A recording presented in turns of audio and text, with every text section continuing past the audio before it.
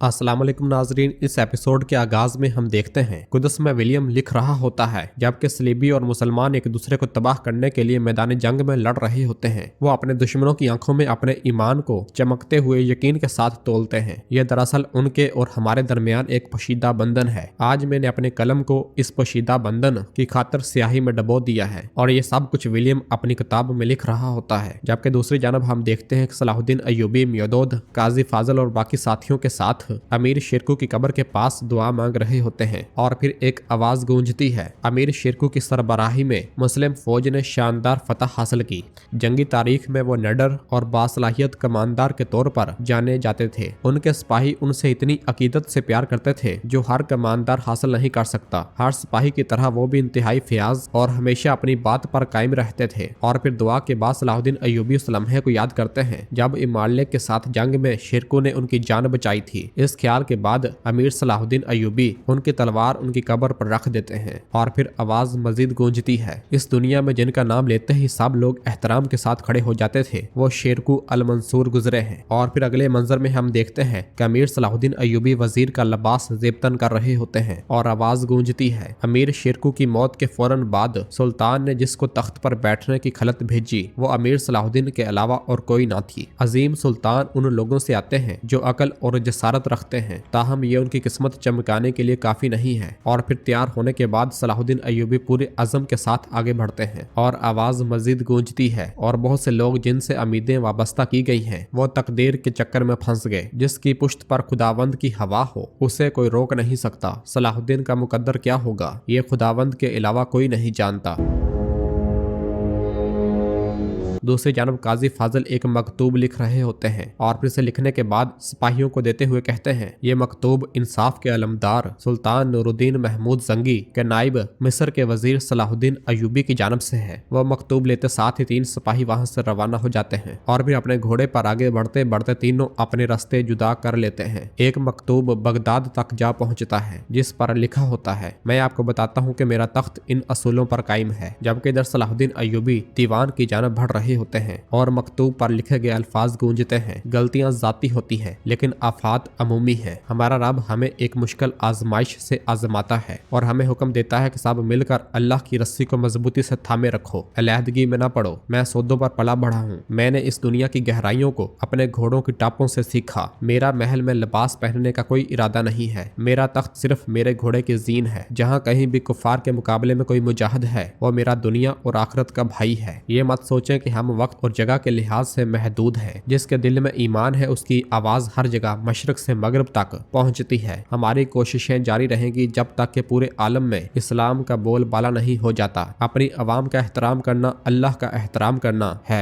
जब रसूलुल्लाह सल्लल्लाहु अलैहि वसल्लम को सलाम भेजा गया वह पूरे वसूक और वलवले के साथ उसका जवाब देते थे। मैं जब भी किसी टूटे दिल इंसान को देखता हूँ मैं अपना चेहरा और सिमत उनकी जानब मुतवज्जा रखूंगा जब तक कि उनका दर्द ठीक नहीं हो जाता। ये मेरी कसम है। वो जैसे जैसे आगे बढ़ते हैं लोग उनके सामने अदब से झुकते ही जाते हैं। और फिर आवाज मजीद गूंजती है जिस रास्ते पर हम चल रहे हैं वो मुशक्कत का रास्ता है। खवा जलील हो जाऊं या वजीर बन जाऊं मैं अपनी कसम को हरगिज नहीं भूलूंगा। कुदस मेरी जिंदगी की हद जबकि मस्जिदुल अक्सा मेरी मंजिल है। एक खत बादशाह इमालिक तक भी जा पहुंचता है। आवाज मजीद गूंजती है उनसे उस वक्त तक लड़ूंगा जब तक कि जुल्मों सतम बाकी ना रहे और अल्लाह की इबादत शुरू हो जाए। अगर वो बाज आ जाते हैं तो मेरी दुश्मनी सिर्फ हमला आवरों के साथ होगी। मजलूम मेरे परों तले हैं और जालिम मेरी तलवार के साए तले। ये अल्फाज मेरा अहले इस्लाम के साथ वादा है। काफरों की बात करूं तो उनकी तरफ तंबीह है। खत पढ़ने के बाद बादशाह इमालिक को बहुत ज्यादा गुस्सा आता है। जबकि उधर सलाहुद्दीन अय्यूबी आगे बढ़ते बढ़ते दीवान में दाखिल हो जाते हैं जहाँ पर काजी फाजल सलाहुद्दीन अय्यूबी के साथी और दीगर लोग मौजूद होते हैं। और फिर आखिरकार सलाहुद्दीन अय्यूबी तख्त पर जा पहुंचते हैं और वहाँ बैठ जाते हैं। और फिर उनकी आवाज मजीद गूंजती है मेरे रब हकीकत को भुला देने वाले तख्त से हकीकत को भुला देने वाली सल्तनत से तेरी हिफाजत चाहता हूँ। मैं तेरी पनाह मांगता हूँ। और फिर काजी फाजल कहते हैं मोहतरम वजीर आपकी वजारत ने तमाम मिस्र को खुशी दी। इंसाफ के दीवान में और आपकी मौजूदगी में रियासती ओहदेदार आपके दरबार में हाजिर हैं। हम आपके अहकामात के मुंतजर हैं।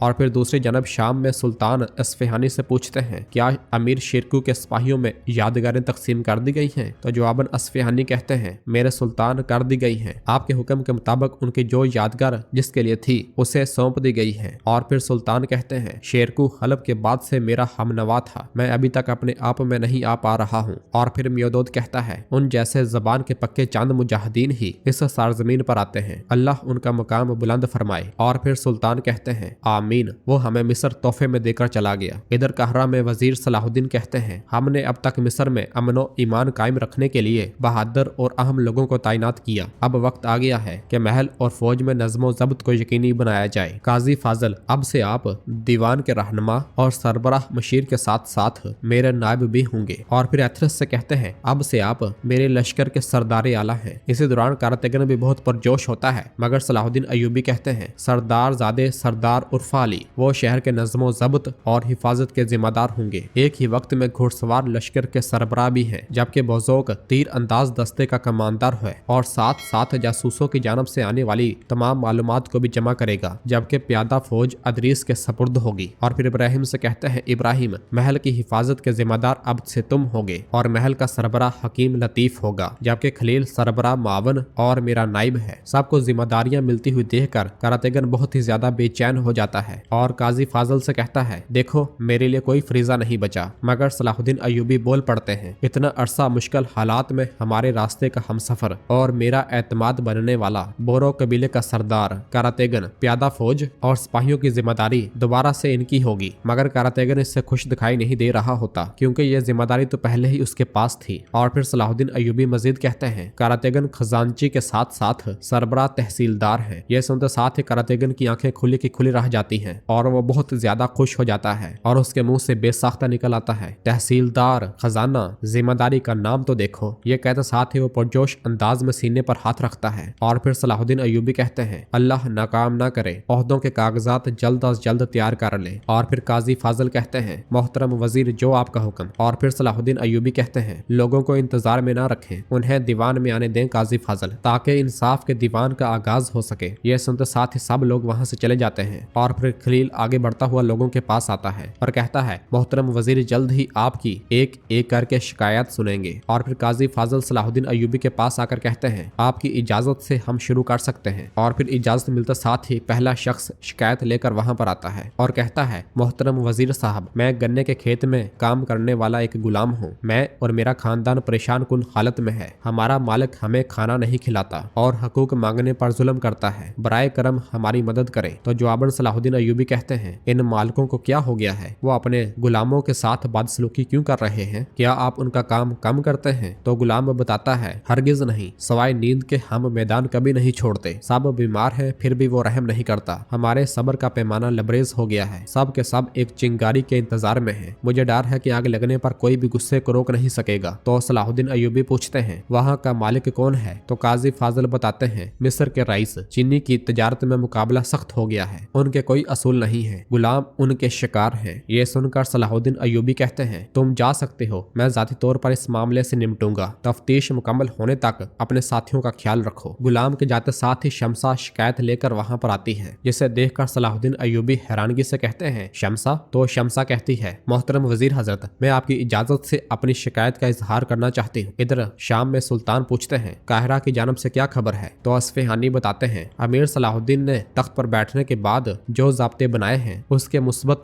असरात देखे गए हैं। यह सुनकर सुल्तान कहते हैं लेकिन ये काफी नहीं है, मिस्र को जिंदगी देने वाला ये शाम है। उन्होंने एक वजह से कैरक के रास्ते पर मुसलमानों के काफिले पर हमला किया। वो शाम और काहिरा के दरमियान तजारती रास्ते को तोड़ने का इरादा रखते हैं। और फिर मियोदोद पूछता है करने वाला कौन है, लुटेरे या सलीबी? तो सुल्तान कहते हैं उस रास्ते पर कैरक की मालूमात के बगैर परिंदा तक नहीं उड़ता। हमारे काहिरा को कायमो दायम रखने के लिए हमें इस रुकावट को जड़ से उखाड़ फेंकने की जरूरत है। ये सुनकर मियोदोद कहता है क्या हम हरीम के बाद कैरक पर अपनी नजरें जमाएंगे मेरे सुल्तान? तो सुल्तान कहते हैं मिस्र को मुकम्मल तौर पर महफूज रखने के लिए हम ये करने पर मजबूर हैं और हमारे पास अच्छा मौका भी है। कॉन्ट्स मेला वो कैरक किले की कुंजी है। तो नाजरीन इसके साथ ही एपिसोड भी खत्म करते हैं। मिलते हैं बहुत जल्द अगली एपिसोड के साथ। वीडियो को लाइक कर दें और जिन दोस्तों ने अभी तक चैनल सब्सक्राइब नहीं किया वो जल्दी से चैनल सब्सक्राइब कर दे और बेल आइकन घंटी वाले निशान को भी प्रेस कर दे ताकि आने वाले एपिसोड्स आपको आसानी मिल सके। दुआओं में याद रखें। अल्लाह हाफ़िज़।